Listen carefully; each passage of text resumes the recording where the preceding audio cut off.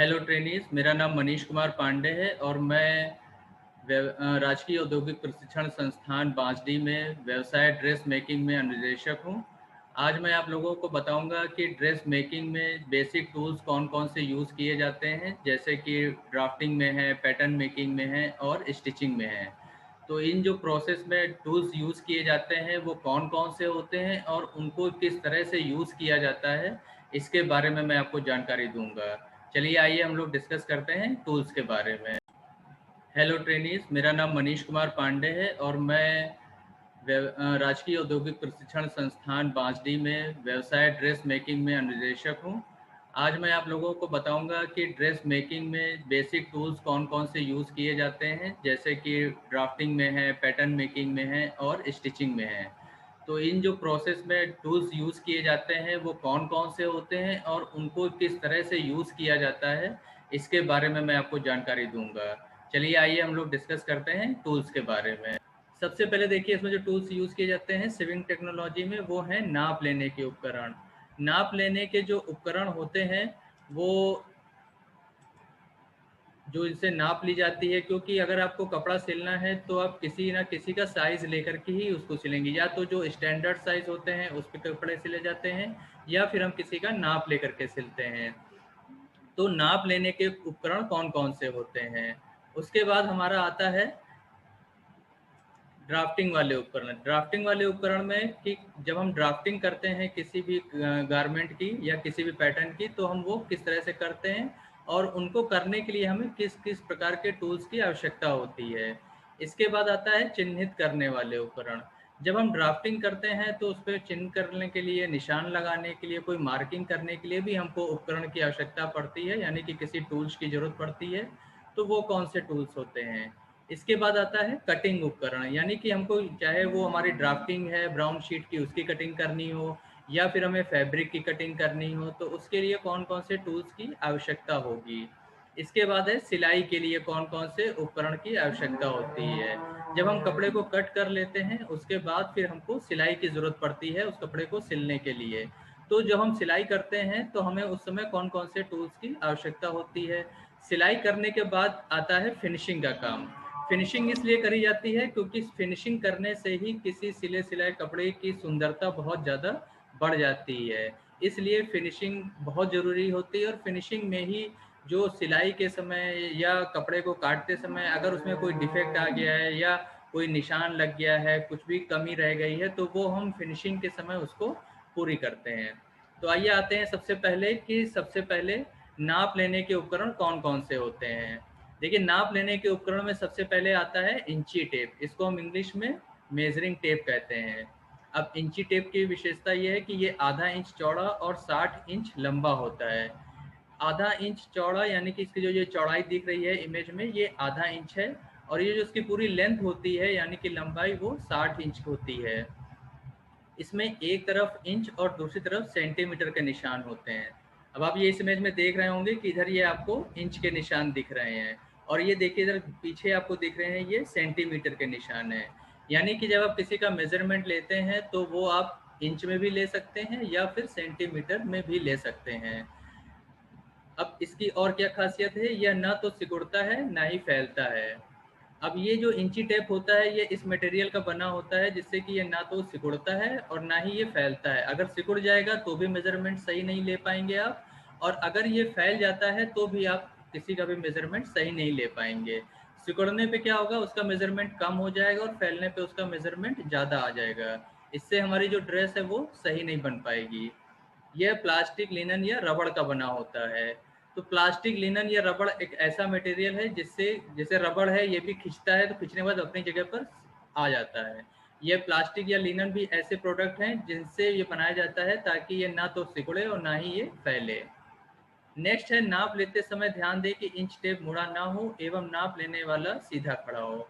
ये बहुत ज़्यादा ज़रूरी है कि, क्योंकि जब हम किसी का कपड़ा सिलते हैं तो सबसे जो बेसिक शुरुआत होती है वो उसके नाप लेने से ही होती है। अगर हम नाप सही नहीं लेंगे यानी कि फिर ना मेजरमेंट सही होगा, ना उसका पैटर्न सही बनेगा, ना उसका जो गारमेंट है वो सही सिला जाएगा, तो उसकी फिटिंग ही नहीं आएगी। इसलिए नाप लेते समय सबसे पहले ध्यान रखना है कि जो हमारा इंची टेप है वो कहीं से भी मुड़ा हुआ ना हो और वो व्यक्ति सीधा खड़ा हो। सीधा नहीं खड़ा होगा तो भी उसका मेजरमेंट सही नहीं आएगा। उसके बाद आता है रूलर। रूलर आप इमेज में देख रहे हैं, ये इस तरह का रूलर होता है। इसकी लंबाई 12 इंच या 18 इंच की होती है। इससे क्या करते हैं, जो छोटी दूरियां होती हैं, जैसे टक्स लेना है, फेसिंग हमको बनानी है, या जो छोटी छोटी दूरियां ली जाती हैं वो लेने का काम हम इस रूलर से ही करते हैं। इसके बाद नेक्स्ट आता है गिदरी मापक टेप। इसको इंग्लिश में बोलते हैं leg measuring tape. Leg measuring tape, इस टेप द्वारा भीतरी पैर का माप लिया जाता है। यानी कि ये टेप उस जगह यूज होता है जब हमें किसी के पैर का, जैसे किसी का पैंट बनाना हो या किसी का पैजामा बनाना हो, इस तरह की जब हमें कोई चीज़ लेनी बनानी होती है तब हम इस गिदरी मापक टेप यानी लेग मेजरिंग टेप का यूज करते हैं। आप इमेज में देख रहे हैं ये किस तरह का बना हुआ है। इसका ऊपरी भाग लकड़ी का अर्धचंद्राकार आकृति का होता है, जिससे क्या होता है कि हम इसको पैर में अंदर की तरफ लगाते हैं और ये स्केल से उस पैर की लंबाई को ले लेते हैं। तीसरा आता है मीटर स्केल। मीटर स्केल लकड़ी, प्लास्टिक या धातु का बना होता है। इसका प्रयोग बड़ी दूरी नापने में किया जाता है। मीटर स्केल, जैसे इसका नाम ही है मीटर, यानी कि ये 1 मीटर का लंबा तो कम से कम होता ही है, या 1.5 मीटर या 2 मीटर तक का भी हो सकता है, लेकिन मिनिमम ये 1 मीटर का होता है। और इससे हम बड़ी दूरी नापने का काम करते हैं। इसके बाद आता है ड्राफ्टिंग उपकरण। पहले थे हमारे नाप लेने के उपकरण, ये है हमारा ड्राफ्टिंग उपकरण। ड्राफ्टिंग उपकरण के लिए सबसे पहली जरूरत होती है लकड़ी की टेबल की, जिसे हम वुडन टेबल बोलते हैं। ये इमेज में आप देख रहे हैं, ये इस तरह की टेबल है जिसकी ये सतह दिख रही है और इस तरह इसमें नीचे बना होता है। ये जो टेबल होती है ये 3 फुट चौड़ी होती है, यानी कि ये जो इसकी चौड़ाई है ये 3 फीट की होती है। 5 फीट ये लंबी होती है, यानी कि ये जो लंबाई होती है ये 5 फीट की होती है। और 2.5 फुट ऊंची होती है, यानी कि ये जो ऊंचाई आपको दिख रही है ये जो है ये 2.5 फुट की होती है। अब आपको इमेज में भी दिख रहा है कि ये लकड़ी की बनी होती है। ऊपरी सतह एक समान होनी चाहिए। देखिए, अगर इसकी सतह ऊपरी एक समान नहीं होगी तो क्या होगा, जब आप ड्राफ्टिंग करेंगे तो कहीं ना कहीं वो ऊपर नीचे होगा। तो एक समान सतह होने से ड्राफ्टिंग बहुत अच्छी बनती है और सही बनती है। फिर नेक्स्ट है ब्राउन शीट, जिसको भूरी शीट भी बोलते हैं हिंदी में। तो ब्राउन शीट क्या है? ब्राउन शीट ही वो प्रोडक्ट है जिसके ऊपर हम ड्राफ्टिंग करते हैं। यह भूरे रंग की मोटी शीट होती है, यानी कि होता तो कागज का ही है लेकिन थोड़ा मोटा होता है, थिक होता है। जिससे क्या होता है कि ये जल्दी फटता नहीं है, मोड़ने में आसानी रहती है इसको, और ये थोड़ा ड्यूरेबल भी होता है, थोड़े ज़्यादा टाइम तक ये चलता है। पतला होने से क्या होगा कि ड्राफ्टिंग हमने बना के रखी, कहीं से फटने का डर रहेगा या बहुत जल्दी फिर वो खराब हो जाएगा। लेकिन अगर मोटा है तो वो जल्दी खराब भी नहीं होगा और काफ़ी टाइम तक चलेगा। नाप के अनुसार इस पर ड्राफ्ट बनाया जाता है। अब जिस व्यक्ति की या जिसकी भी हमने मेजरमेंट लिया है उसकी नाप के अनुसार ही हम इस पर ड्राफ्ट बनाते हैं। ड्राफ्ट हमेशा उल्टी तरफ बनाया जाता है। देखिए, जब आप ये ब्राउन शीट खरीदेंगे तो ये एक तरफ चिकनी होगी और एक तरफ खुदरी होगी। तो जो खुदरी साइड होती है उस तरफ ही हम लोग ड्राफ्ट बनाते हैं। चिकनी साइड को हम लोग अंदर की तरफ रखते हैं, यानी नीचे की तरफ रखते हैं। और जो खुदरा साइड होता है, रफ होता है, उसको हम लोग ऊपर की तरफ रखते हैं। इससे क्या होता है कि जो हम मार्किंग करते हैं, जो निशान लगाते हैं, वो काफ़ी समय तक टिकते हैं क्योंकि वो खुदरी जगह होती है। नेक्स्ट पे आते हैं, ये है एल स्क्वायर। एल स्क्वायर इसका नाम इसलिए दिया गया है क्योंकि ये एल शेप में होता है। ये लंबाई में भी स्केल होता है और चौड़ाई में भी होता है। इसे टेलर स्क्वायर भी कहते हैं। ये लकड़ी, लोहे या प्लास्टिक के बने होते हैं। जैसे इमेज में आप देख रहे हैं ये इसमें प्लास्टिक, लकड़ी का बना हुआ है। इसमें एक तरफ 24 इंच और 14 इंच, दूसरी तरफ 60 सेंटीमीटर और 36 सेंटीमीटर के निशान होते हैं। अब देख रहे हैं ये जो लंबाई दी हुई है ये 24 इंच होगी, तो ये जो चौड़ाई है ये 14 इंच होगी। ये दूसरी तरफ क्या होता है, जैसे ये इधर इंच में है तो दूसरी साइड में वो सेंटीमीटर में होगा। तो सेंटीमीटर में कितना होगा, वो 60 सेंटीमीटर लंबाई में होगा और 36 सेंटीमीटर चौड़ाई में होगा। यानी कि इसको भी हम चाहे इंच में यूज़ करें और चाहे सेंटीमीटर में यूज़ करें, दोनों तरह से ही यूज़ कर सकते हैं। इसको हम वहाँ पे यूज़ करते हैं जहाँ पे हमें लंबाई और चौड़ाई में एक साथ निशान लगाने होते हैं, ताकि वो हमारी जो लाइन है वो कहीं से भी तिरछी ना हो, कहीं टेढ़ी मेढ़ी ना हो। इसलिए हम उस समय एल शेप स्क्वायर का यूज़ करते हैं। नेक्स्ट आता है फ्रेंच कर्व। ये भी प्लास्टिक का बना होता है। ये आप इमेज में देख रहे हैं, ये जो दिया हुआ है ये फ्रेंच, इसी को फ्रेंच कर्व बोलते हैं। ये प्लास्टिक का भी होता है, धातु का भी होता है, कागज का भी होता है, तो ये कई तरह के मटेरियल में मार्केट में उपलब्ध होता है। जो स्टूडेंट हैं वो यूजली इसको कागज वाला ही खरीदते हैं, बाकी प्लास्टिक का भी यूज़ किया जाता है, धातु का भी यूज़ किया जाता है। जो फैक्ट्रियाँ होती हैं, इंडस्ट्रियल होती हैं, वहाँ पे धातु का ही यूज़ किया जाता है। ये 12 का सेट होता है। 12 का सेट का मतलब है कि ये साइज में, जैसे आप ये देख रहे हैं, ये एक एडल्ट का आर फ्रेंच कर्व है, लेकिन अगर किसी बच्चे के फर्म कर्व के लिए जरूरत पड़ेगी तो फिर हमको छोटा साइज चाहिए होगा। इसलिए ये 12 का सेट आता है जिसमें अलग अलग शेप में कर्व दे सकते हैं। इसका प्रयोग गले की गहराई और बाजू की शेप देने में करते हैं। अब जैसे आप देख रहे हैं, ये यहाँ आर्म होल के पास रखा है, तो ये किस तरह से इसकी शेप दी जा रही है ताकि आर्म होल की जो शेप है वो सही आए। फिर आता है लेग शेपर। लेग शेपर जो है, इसका जो यूज़ किया जाता है, जैसे नाम से ही लग रहा है, लेग मतलब हो गया पैर, और शेपर मतलब शेप देने वाला, यानी कि पैर का शेप देने के लिए। इसका प्रयोग पैंट की गिदरी या कोट की बाजू में शेप देने में करते हैं। अब ये इमेज में आप देख रहे हैं बिल्कुल सीधा नहीं है, यहाँ पे थोड़ा कर्व है और फिर उसके बाद सीधा आ रहा है, यानी कि ये पैंट का जिस तरह से हम लोग हिप के बाद पैर आते हैं हम लोगों के नीचे, तो ये वहाँ की शेप देने के लिए यूज़ किया जाता है। और कोट की जो स्लीव होती है उसमें भी इसी तरह से शेप दी जाती है। तो वह इन दोनों जगहों पे जब हमको शेप देनी होती है ड्राफ्टिंग में, तब हम इस शेपर का यूज़ करते हैं। इसकी लंबाई 60 सेंटीमीटर से 75 सेंटीमीटर तक होती है। इसमें भी इंच और सेंटीमीटर दोनों के ही निशान होते हैं। इसका एक सिरा 3 इंच और दूसरा सिरा 2.5 इंच चौड़ा होता है, यानी कि ये जो सिरा आप नीचे देख रहे हैं ये 2.5 इंच चौड़ा है, और ये जो ऊपर वाला सिरा है ये 3 इंच का चौड़ा होता है। फिर नेक्स्ट आता है इसमें कार्ड स्केल। कार्ड स्केल, इसका प्रयोग ट्रेनीज द्वारा छोटी ड्राफ्टिंग बनाने में किया जाता है। अब जैसे जो सब जो टूल हम देख रहे हैं ये सारे हैं बड़े लोगों के टूल, यानी कि जब हम ड्राफ्टिंग करते हैं। और ये कार्ड स्केल जब हम लोग किसी कागज पे छोटी ड्राफ्टिंग बनाते हैं, जैसे आप स्टूडेंट्स लोग हैं, जब आप लोग ड्राफ्टिंग की फाइल अपनी बनाएंगे तो कॉपी में, तो अगर आप मान लीजिए 25 सेंटीमीटर, तो कॉपी में 25 सेंटीमीटर कैसे लेंगे, वो नहीं आ पाएगा।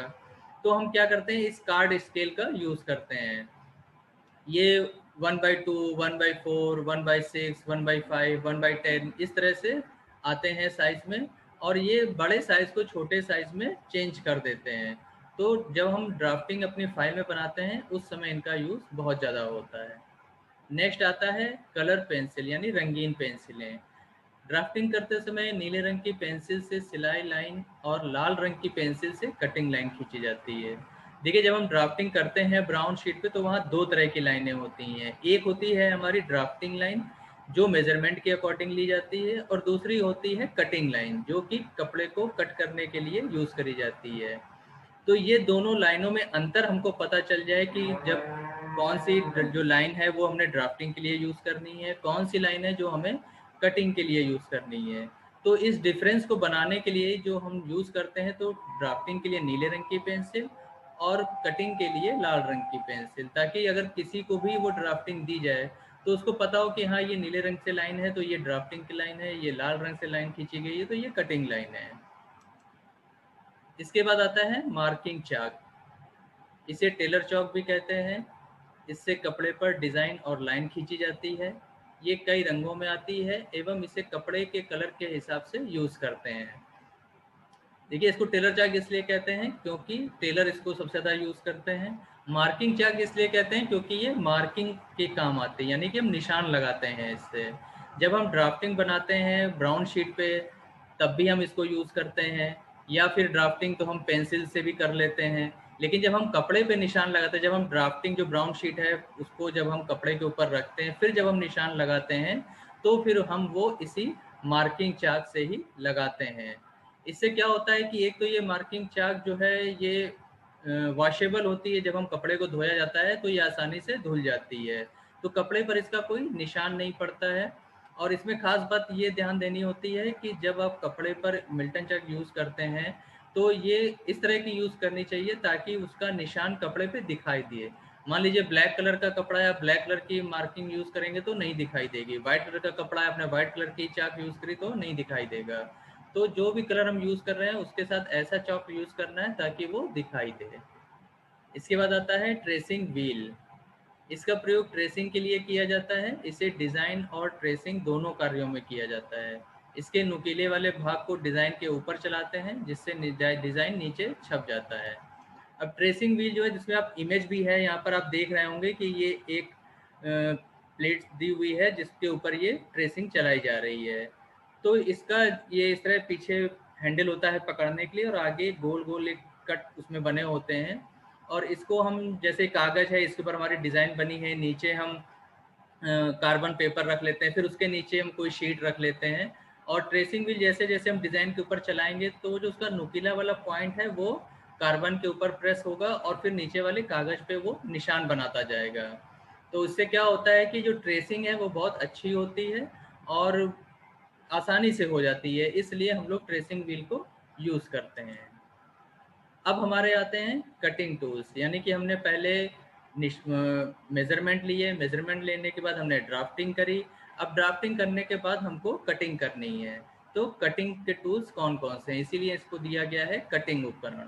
कटिंग उपकरण में देखिए सबसे पहले आता है बड़ी कैंची, जिसे हम शेयर्स भी कहते हैं। बड़ी कैंची, इनका साइज़ 10 इंच से लेकर 14 इंच तक होता है। इनका आगे का हिस्सा लोहे का और पीछे का हिस्सा पीतल का होता है।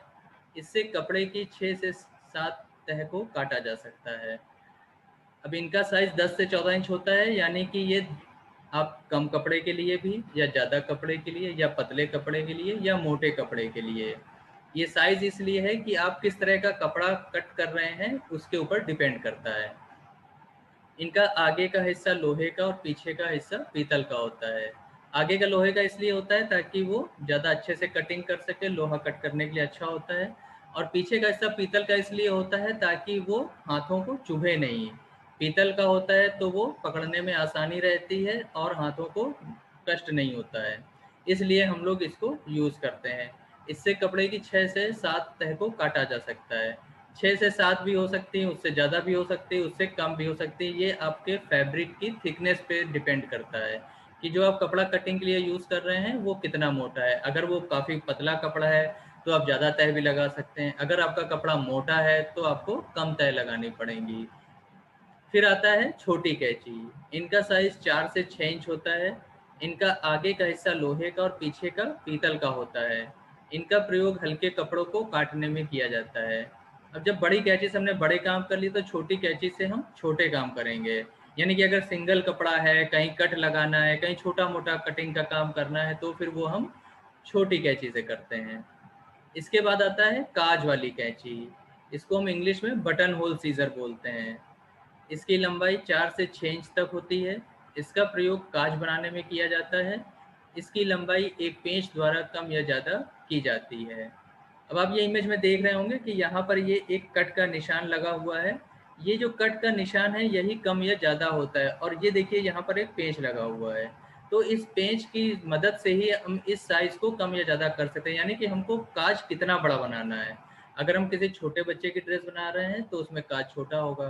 अगर हम किसी बड़े व्यक्ति की ड्रेस बना रहे हैं तो उसमें कांच बड़ा होगा, या फिर हम किस तरह की ड्रेस बना रहे हैं उस पर भी डिपेंड करता है। तो वो जो काज का साइज है वो हम इस पेंच के द्वारा कम या ज़्यादा कर सकते हैं। फिर आता है कटावदार कैंची यानी पिकिंग shears। इसकी लंबाई 5.5 इंच से लेकर 10.5 इंच तक होती है। इसका प्रयोग सजावटी कटिंग के लिए किया जाता है। इसकी कटिंग से zigzag डिज़ाइन बनती है। ये जिस आप चित्र में देख रहे हैं तो इसमें आप देख रहे हैं कि यहाँ पर इसके जो निशान बने हुए, कट के निशान बने हुए हैं zigzag जैसे।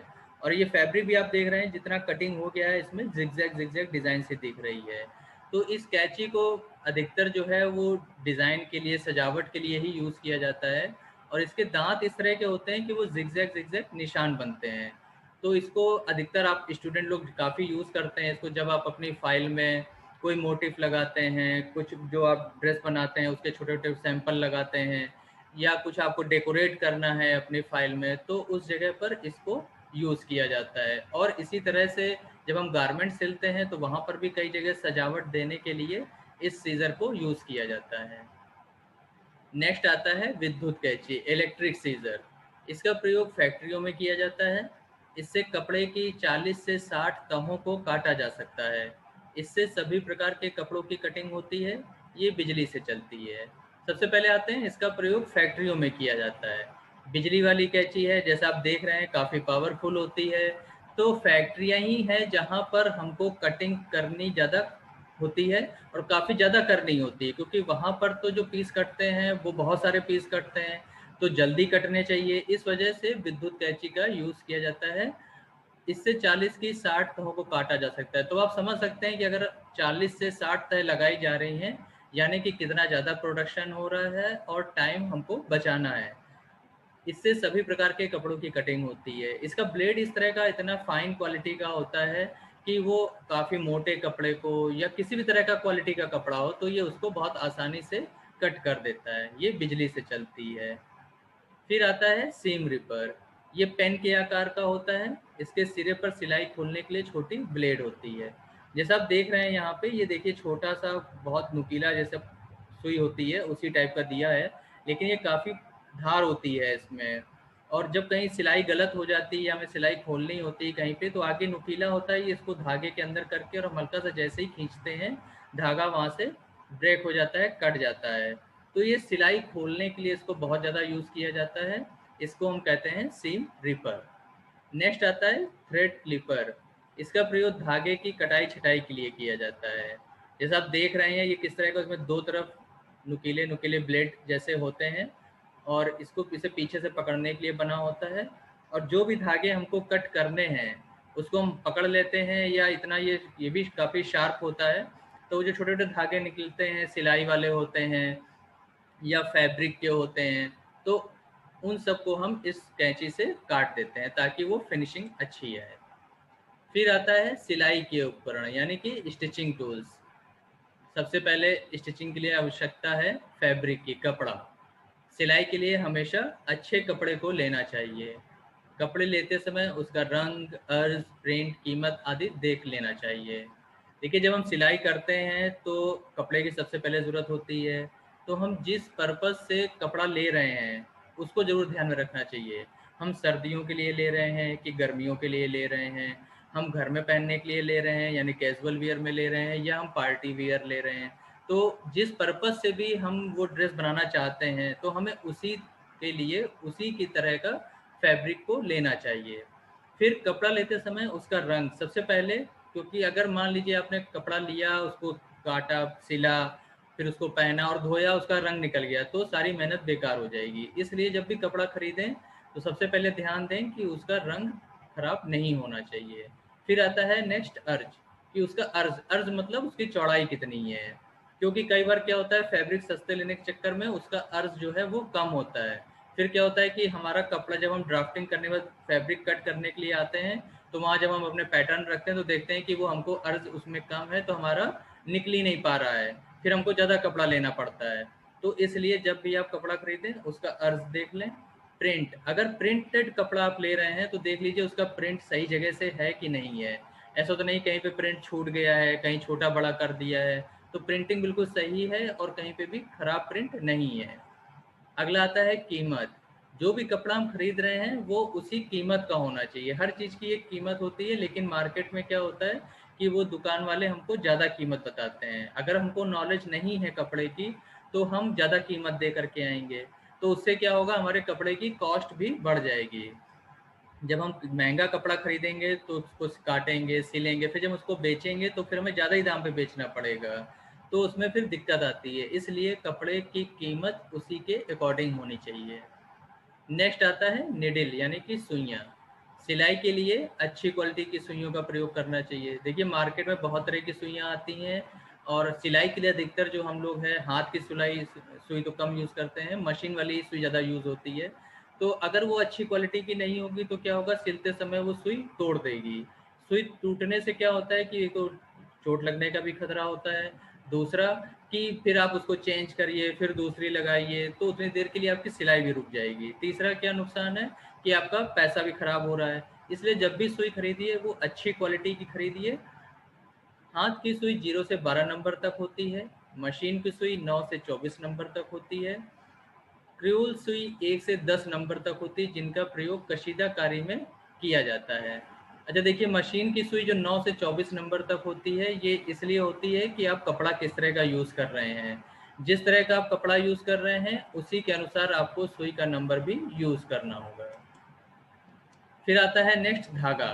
धागे हमेशा अच्छी क्वालिटी और ब्रांड के लेने चाहिए। देखिए, धागे जैसे कपड़ा हमें चूज़ करते समय बहुत ध्यान रखना चाहिए, उसी तरह धागा यूज़ करते समय भी हमें बहुत ध्यान रखना चाहिए। अगर हम अच्छी क्वालिटी का धागा नहीं यूज़ कर रहे हैं, सस्ती क्वालिटी का यूज़ कर लेते हैं, किसी ब्रांड का नहीं है, उसकी क्वालिटी अच्छी नहीं है, तो सिलाई करने के बाद क्या है, सिलाई खुल जाएगी। फिर लोग शिकायत करते हैं कि आपने सिलाई करी थी लेकिन वो सिलाई कई जगह से खुल रही है। तो वो इसीलिए खुल रही है क्योंकि जो धागा था वो अच्छी क्वालिटी का नहीं है, थोड़ा सा ही कहीं से भी जोर पड़ता है तो वो टूट जाता है। इसलिए धागा हमेशा अच्छी क्वालिटी के या अच्छे ब्रांडेड लेने चाहिए। ये कई रंगों में आते हैं, जैसे रेड, ब्लू, ब्लैक, जिस तरह का भी कपड़ा हो उसी से रिलेटेड ही लेना चाहिए। जैसे सूती, रेशम, नायलॉन आदि। ये क्वालिटी है कि अगर सूती धागा भी आता है, रेशमी भी आता है, नायलॉन भी आता है, जिस जगह आपको जिस तरह के भी धागे की ज़रूरत है उस तरह का आप धागा यूज़ करिए। फिर नेक्स्ट है थिम्बल। यह प्लास्टिक या लोहे की होती है, इसे उंगली में पहनने से सुई नहीं चुभती है। जैसा आप इमेज में देख रहे हैं कि एक उंगली में ये थिम्बल पहना हुआ है और ये सुई से इसको प्रेस कर रहे हैं। यानी कि ये सुई, ये लोहे का बना होता है, तो उसमें क्या है कि जब आप सुई को धक्का देते हैं, दबाते हैं, तो ये कवर है तो वो आपकी उंगलियों में नहीं लगता है, तो सिलाई करने में आसानी रहती है। फिर है सुई थ्रेडर, जिसको इंग्लिश में निडल थ्रेडर भी बोलते हैं। इसमें पतली धातु की तार होती है जिससे धागा आसानी से सुई से निकल जाता है। अब सुई थ्रेडर का यूज़ हम लोग कहाँ करते हैं, जैसे हाथ की सुई है उसमें हमको धागा डालना है। अब वो धागा बहुत पतला हम यूज़ कर रहे हैं, किसी की आंखें बहुत अच्छी, किसी की थोड़ी कमज़ोर है या रोशनी उतनी ज़्यादा नहीं है, या हमको किसी अन्य वजह से कोई दिक्कत आ रही है धागे को डालने में। तो ये जो सुई थ्रेडर होता है, इसमें आगे पतला बहुत तार होता है जो वी शेप में होता है। तो उस वी शेप के अंदर ही हम हल्के से धागे को फंसा देते हैं और वो जो वी शेप का जो कोना होता है उसको हम सुई के छेद में डाल देते हैं।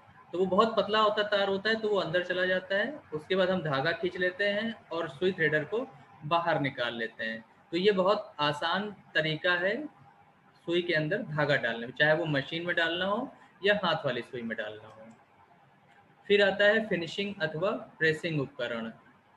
फिनिशिंग और प्रेसिंग उपकरण इसलिए क्योंकि जो प्रेसिंग चीज़ें आती हैं वो फिनिशिंग में ही आती हैं, इसीलिए चाहे हम इसको फिनिशिंग कहें या फिर प्रेसिंग कहें। तो प्रेसिंग में सबसे पहले आते हैं प्रेस। प्रेस करने से क्या होता है, कपड़े की सुंदरता बढ़ जाती है। और प्रेस कई प्रकार की आती हैं, लोहे की प्रेस, कोयले की प्रेस, बिजली की प्रेस, ऑटोमेटिक विद्युत प्रेस, भाप बिजली वाली प्रेस। प्रेस करने से क्या होता है, कपड़े की सुंदरता बढ़ जाती है। और ये कई तरह की मार्केट में अवेलेबल होती हैं। जैसे जो लोकल लोग कपड़े प्रेस करते हैं वो क्या करते हैं, लोहे की प्रेस यूज़ करते हैं। कुछ लोग कोयले की प्रेस करते हैं जो मार्केट में प्रेस करते हैं। फिर इसके बाद बिजली वाली प्रेस भी यूज़ होती है। घरों में जो हम लोग अक्सर यूज़ करते हैं वो ऑटोमेटिक बिजली वाली प्रेस होती है। और अब काफ़ी ज़्यादा भाप बिजली वाली प्रेस भी आने लगी, यानी कि उसमें थोड़ा सा पानी भर दिया जाता है, उसमें बटन लगा होता है। जब हम उसको प्रेस करेंगे तो उसकी तली में छोटे छोटे से छेद होते हैं जिनसे पानी निकलता है भाप जैसा। और वो प्रेस आसानी से, जैसे कहीं जो बहुत ज़्यादा सिकुड़न पड़ गई है, जैसे कॉटन का है, वूलन है, इनमें क्या होता है कि सिकुड़न बहुत ज़्यादा पड़ जाती है तो जल्दी जाती नहीं है। तो उस समय भाप बिजली वाली प्रेस करने से वो सिकुड़न बहुत आसानी से चली जाती है और क्रीज भी बहुत अच्छी बनती है, प्रेस की क्वालिटी बहुत अच्छी आ जाती है। जो फैक्ट्रियां हैं वहाँ पे तो काफ़ी बड़ी बड़ी बिजली वाली प्रेस यूज़ होती हैं, अच्छी क्वालिटी की होती हैं, ताकि काफ़ी हाई स्पीड में काम कर सकें वो। इसके बाद नेक्स्ट आता है प्रेसिंग टेबल। इसकी ऊंचाई एडजस्ट करने वाली होनी चाहिए, इसकी सतह मोटी सूती गद्दी की होनी चाहिए। प्रेसिंग टेबल जिसके ऊपर हम किसी कपड़े को रख करके प्रेस करते हैं, जैसे आप इमेज में देख रहे हैं ये एक प्रेसिंग टेबल दी हुई है, इस पे ही हम लोग कपड़े को रख करके प्रेस करते हैं। इसकी हाइट एडजस्ट करने वाली होनी चाहिए ताकि जो भी व्यक्ति लंबा है, थोड़ा कम लंबा है, वो अपने अकॉर्डिंग उसके साइज़ को कम या ज़्यादा कर सके। फिर इसकी सतह मोटी सूती गद्दी की होनी चाहिए, वो इसलिए ताकि जब हम कपड़े को रख करके आयरन को दबाते हैं तो वो दबना चाहिए, तभी उस कपड़े की प्रेस बहुत अच्छी आती है। फिर है प्रेसिंग स्टैंड। इस स्टैंड का प्रयोग प्रेस करने के लिए किया जाता है। यह 36 इंच लंबा और 12 इंच चौड़ा होता है। इसमें राइट साइड में 6 इंच की जगह प्रेस रखने के लिए होती है। जैसे प्रेसिंग टेबल होती है, ये तो टेबल है, ये स्टैंड है।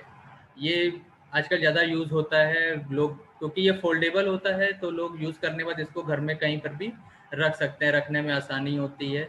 और इसको भी प्रेस करने के लिए यूज़ किया जाता है, तो ये काफ़ी सूटेबल रहती है प्रेस करने के लिए। फिर आता है स्लीव बोर्ड।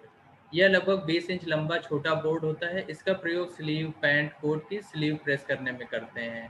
जैसा आप इमेज में देख रहे हैं कि बहुत पतला सा ये एक बोर्ड दिया हुआ है, इसी को स्लीव बोर्ड कहते हैं। इसको प्रेसिंग टेबल या स्टैंड के साथ ही लगा दिया जाता है। और जब कभी पैंट की हमको स्लीव करनी होती है, या कोट की स्लीव करनी होती है, या शर्ट की स्लीव करनी है, तो उस स्लीव को हम इस बोर्ड का जो दिया हुआ है इसके अंदर कर देते हैं।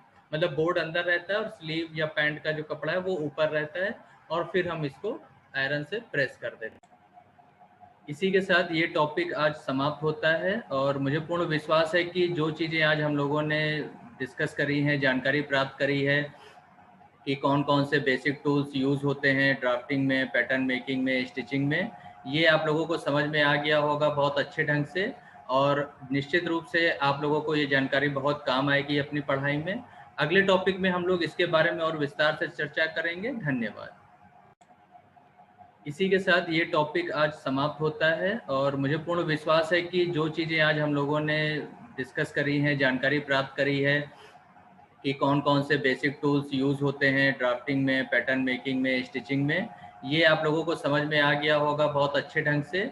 और निश्चित रूप से आप लोगों को ये जानकारी बहुत काम आएगी अपनी पढ़ाई में। अगले टॉपिक में हम लोग इसके बारे में और विस्तार से चर्चा करेंगे। धन्यवाद।